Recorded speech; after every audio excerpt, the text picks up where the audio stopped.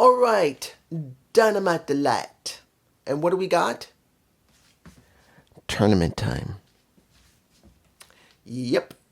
We have now moved from some level of story to some level of story, and tournaments thrown in mixed up with it. Now, I'm going to tell you this. Last 3 years, before this one, tournaments were pretty good. They were. Many people did like them because it was a nice change of pace from just having just flat out stories that didn't get anywhere. But now with AEW and the writing being so wonky, tournaments are the only thing that we're getting. And the storylines are still so convoluted. You don't feel comfortable watching the tournaments because, well, once the tournament's over, we got to go back to the storytelling, which has not been that great. Now, mind you, I will commend they are trying. But as it stands, the trying's not enough. We still don't know what's going on here. It's been chaotic and not in a good way. Like I said during Full Gear, it was chaotic, but not in a great way. Let's just get the tournaments over with. Okay. Continental Classic Blue League. We got Shelton Benjamin. Had to do the new way of New Day to do it. And Mark Briscoe. Now, these guys have met each other over the years when the world's greatest tag team and the Briscoes face each other in ROH or, Pro Wrestling Noah.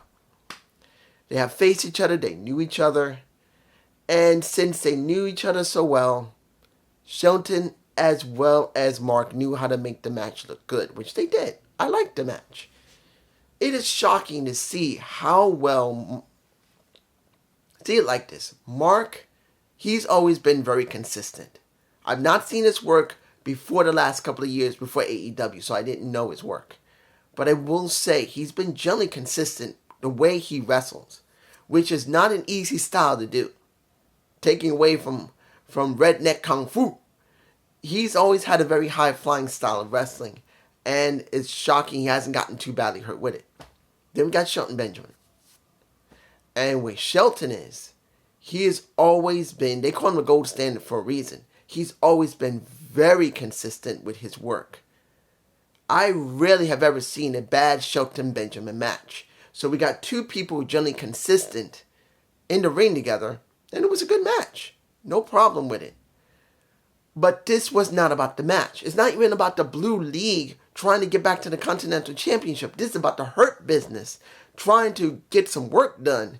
And before that match happened, we got a little bit MVP getting a little bit of shine. He didn't want it because he wanted to make sure that Shelton Benjamin and the Bobby Lashley get to shine instead of him. Makes it very clear. We give you one of our tickets. It's a pass to be able to get anything you damn want. If you don't take it, we whoop your ass. That's what it comes down to. Now, was it done effectively? Yes. But here's where it gets interesting. Because once we saw Swerve with Prince Nana, and Renee was pretty busy this Dynamite episode. She was busy doing a lot of interviews. She interviewed Swerve. Asked him how he felt after he got his butt cleaned. His clock cleaned and butt pretty much whooped by a Bobby Lashley. I'll give it to like this. Was it effective? Yes. But when it comes to Caster and basically facing a Swerve, not to confront him, but just said something in passing which pissed off Swerve, and then pretty much Caster got his ass handed to him, saying pretty much everyone's talking about the world's greatest wrestler. He is now taking that moniker and then trying to run with it, and he got his ass beat. So you will see Swerve and him having a match. But the question is, how far are they going to go with Caster? Because Swerve, he's going to be against the Hurt Business no matter what. Well, not Hurt Business, Hurt Syndicate. But Caster is going to be the big question. Are they going to be able to write for him? Because honestly, I don't know. I'm hoping they'll write for him and write correctly for him. Because, yeah, Daddy Ass is going to be involved in it, so he'll have some creative control of his character. But Bowman, no. So the question is going to be, will they be able to write it in a way that looks good, even if they got to face one another? since the Acclaim is basically going to be broken up. That's just me. Moving on. Next match. We get... What did I really feel about the ROH Championship, Ema Ishii versus a Chris Jericho? Was not a bad match, but what does this really mean for Chris? I don't know. Chris is now a 9-time champion across WWE and now AEW and what's left of the brand of ROH. I don't know what he's really gaining here being the ROH champion. I'm sorry, guys. Look. If ROH had been on YouTube, and I'm going to keep saying it, at least then we would have had more interest for the product. Putting in an art club was the worst thing that Tony could have done. Yeah, it generated extra money. But nobody wanted to pay for Dynamite, the pay-per-views, and then having to pay for ROH, which should have been free, and taking the place of, if you remember, Dark, AEW Dark, and AEW Dark Elevation. It should have replaced them, and then the pay-per-views could have still been paid, but at least you'll have consistent stuff on ROH TV. No. And yes, they're gonna get they're gonna get a channel. They're gonna be able to get on a network. But how many people are gonna watch it that are already from Dynamite? It'll be people who already subscribe to the network they're going to be on. Not just diehard fans, which some people say it's good, but honestly, no. Because you want diehard fans there, not casual fans. Casual fans will not buy huge amounts of merch. Now, mind you, eyes on the product is good. And you can turn a casual fan into a fan that could be a fanatic. But at this point, how far have they really pushed ROH to make sure they got pretty much a great product when it's Tony Khan booking it? If it's not Maurice Kanellis Bennett, counting on how much she's booking, she's even booking the men and the women, because I think she's booking the women, you need better booking. Moving on. We get Jamie Hayter versus Queen Aminala for a Wrestle Dream qualifier or a match to get into Wrestle Dream in the beginning of January, I believe. And I'm like, what is this? I don't remember us even talking about this. What was it?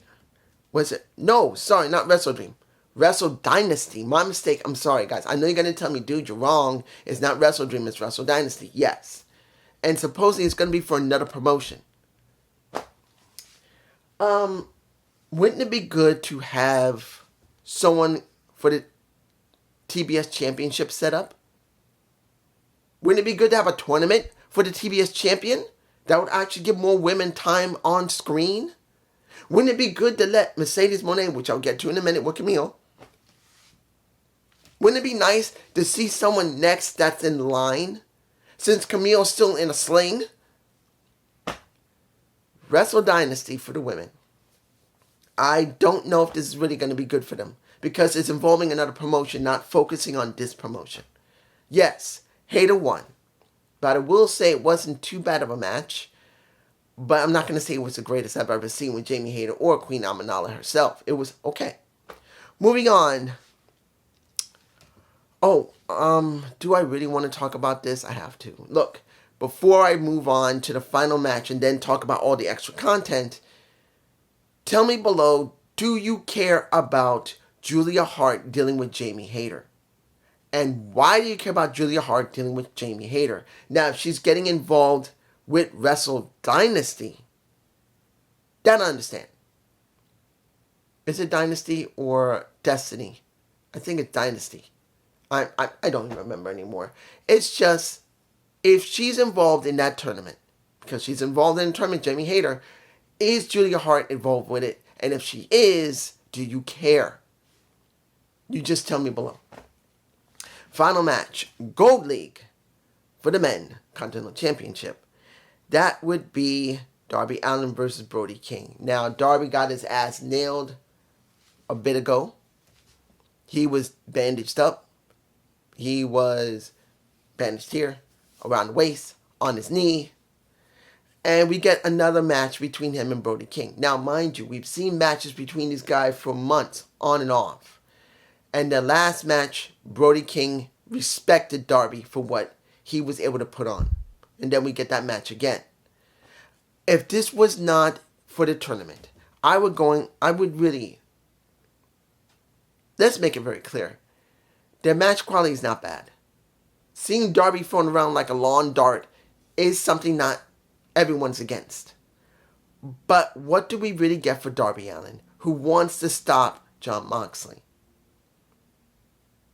Don't know. I don't know. I just know that it's happened. That this is what we got. And since we still don't know, flat out, what are we really getting? Are we getting someone from the outside coming in? Are we getting a Shane McMahon? Like I keep saying, like a few people keep thinking. Or what I'm thinking, which I'm probably the only one who thinks this, unless someone else has thought this, Edge coming back and being the mastermind behind Jon Moxley. Because it's the only person I can think of, one, who can come up with his own storylines along with Christian, and two, who could come up with a storyline that could work. Because he got over Judgment Day. He did. He got Judgment Day over. So I do believe that Adam could do it. But that's if Adam's involved in it. And if it's not going to happen in Wrestle Dream, and this is still about Moxley, everything we just went through with the Bucks and Moxley was for nothing. And that's not meant against Mox. It's just how badly booked everything has been because of Tony Khan. I'm just saying. And after the match was over, Claudio appeared because he will be going against Brody King, I think, this weekend. And they're going to be having their shows before Survivor Series, so it was wise to do that. But I will not be watching it. I will be watching pretty much Survivor Series along with Turning Point. There you go. Now, let's talk about what did we get for the storytelling. Okay. Adam Cole's storytelling. Are you interested in this story? This is the biggest question for you personally. It doesn't matter if you leave a message for me or not saying I am interested. I don't want to hear any information from someone else. You know who you are. If you watch my videos, you know who you are. I don't want you to quote anything from any website. Please tell me how you feel about Adam Cole, MJF, and now what? Kyle O'Reilly. I'm just like, now Kyle O'Reilly wants to do this, and it's not because of Adam Cole or that he's angry at MJF. He just want to get back for what happened to Roderick Strong. And he's telling Adam to stop because this is all his fault. And I'm like, this story does not feel right. I'm sorry. We have one of the most best heels in the company in MJF. And he's going to be in a battle royal to keep his damn Dynamite diamond ring, which that sucker should be gone already. He doesn't need the damn ring anymore. But he's going through the motions of it. And hopefully this year will be the end of the Dynamite diamond ring. I really think it's time. He doesn't need it anymore. He doesn't. If they let him keep it, then it's become a crutch. And that is how MJF will go from being here to being here. Because he's been one of the best heels the company's ever had, ever developed. And it's time for him to move away from that damn diamond ring. And then they got to do something with him. Because I'm not feeling the story when it comes to Adam Cole. It's too cold. I'm sorry. If Adam didn't get hurt, that could have helped. But right now, yes, he had Garcia. He did have that story with him. That's MJF. He's got to move on to something else. He's got to move on to something else. If he does not move on to something else, this is hurting MJF. So they got to end the situation between him, Adam Cole, and the Undisputed Era with Kyle O'Reilly. Just got to. I'm just moving on. And I know I could say what the deal is with Adam and Kyle. You already know. They're going to be in the Battle Royal. Moving on. Next. Hangman Page. Let me give it to you like this. seeing that he helped Christian because he would have gotten the first shot at the world championship makes perfect sense, but Christian botched it. So now he's angry at Christian. He didn't keep up his side of the bargain. So now he's made it very clear, I want that damn title back. It has always been mine. I never lost it. It has always been mine. And I'm coming for it, which is fine. It makes sense for him now to go after the title. And I'm actually for this, guys. One of the few characters that I care about that's in this company right now is Hangman Page. He's been so heavily developed. Along with Swerve Strickland, before he started working with the Hurt Business and it's just been rushed, is Hangman Page. I care about Hangman Page. I want to see him go through how to become champion.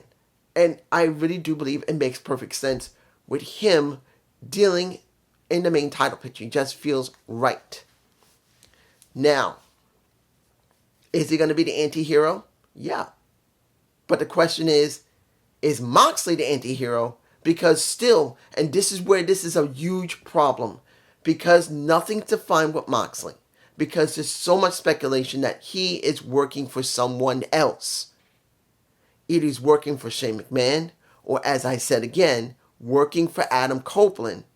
He's working for one of them. And the key here is, we need to know which one.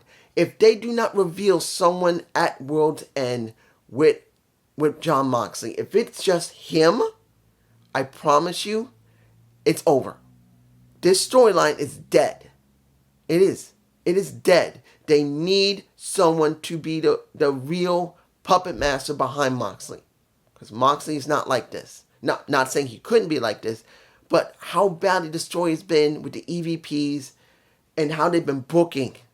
They need someone as the puppet master. I'm just telling the truth. Next. What did I feel about Mina Shirakawa before she got her ass handed to her?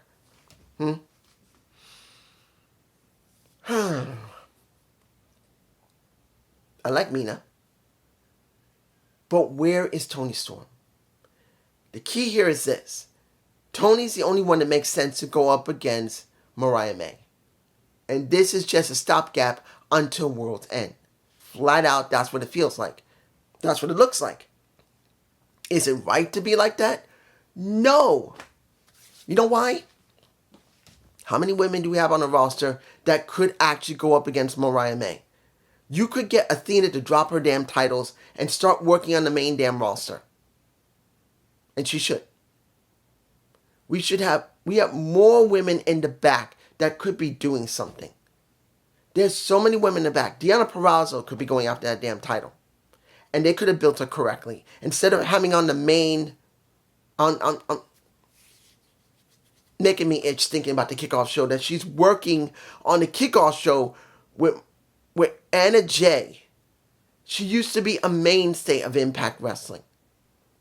She was the one who was looking over that locker room for the knockouts. And now she's relegated to the kickoff show. Look at Taya Valkyrie. Has all the pedigrees herself. And what are they doing with her? Nothing. So you already got two women who got great pedigrees that are just working on the kickoff show. Then you got Athena, who's working on ROH. She should not be just working on ROH. She should be doing something. Saraya. They could have constructed Saraya correctly and set it off on TBS title picture. Like I've said, Saraya and Mercedes Moné, I'll talk about her in a minute. Legitimately, they have real history. They could have a real story with Mercedes face to face with Mariah. No, not Mariah, but you see I'm getting angry. Mercedes face to face with Saraya, who was the last person she wrestled before she couldn't even wrestle anymore and had to stop for years. A real story. There's no animosity between the women, of course. But like I said, it's a real story. And now look at what we got now. And I knew this was coming. But now what? Because we now have the celebration with the title in the hand and into the air. Looking a little bit of this from Mercedes Moné. They ain't big, but they still cute. The boobies, I gotta say it. But now she's ready to fire Camille who said, no, no, no, no, no. You ain't firing me. I quit. Don't open your damn mouth before I take anything in your mouth and rip it out. I quit. And then Mercedes gets angry. Fine. But she's still in a sling unless they're just setting this up for World's End, which is the best thing they can do. But what's after that? When it comes to Mercedes, she really doesn't have any credible champ. You see me getting angry. All the women there in the back. Lady Frost, Deonna Purrazzo, Saraya, Taya Valkyrie, Athena, and probably even more. Mercedes Martinez. I don't even know if she's even on the ROH roster. Maybe she is. Where are all these women that they say they got the best women's division with the best wrestler? Where the fuck are the women? And I'm angry. This sucked. That, yes, we got a tournament system right now. We got Wrestle Dynasty for the women. And then we got the Continental Championship for the men. And with some little stories in between it that are so all over the place, you don't know if you enjoy it or not. I'm trying to care about this. And I'm giving it a fair assessment, guys. As you know, I have been for years. I'm one of the few people who critiqued what was going on when the second year rolled around for AEW. I gave fair assessment what was going on, unlike most of everybody else who was too high on just knowing they're getting real wrestling, but very little story for the men, and even worse for the women, particularly Japanese women. I've said it for years that the writing was not good, and everyone was saying, we got to bring in more people, more people. You bring in too many people, and you can't write for them. Are you any better than WWE? And look at what we got. Look at just Alex. He's made it very clear. When I saw him on Full Gear, he made it very clear. This is strike one. You got 2 more times, AEW. If you mess up then, I'm not doing pay-per-views anymore. Really? How many years did WWE do that? And he still kept watching it. Even when he said, I'm done with you, and he stopped doing Raw, he never stopped doing pay-per-views. Now he's saying he's going to stop doing pay-per-views. And JD and Jesse, I don't blame them for being pissed. They're not much different than what happened with Alex. They were so high on everything, but they kept forgetting about the booking, the writing. I've said it for years. There was something wrong with the booking and the writing, and I've been proven right well ahead of them. Me, a little nobody. But that's just me. Peace.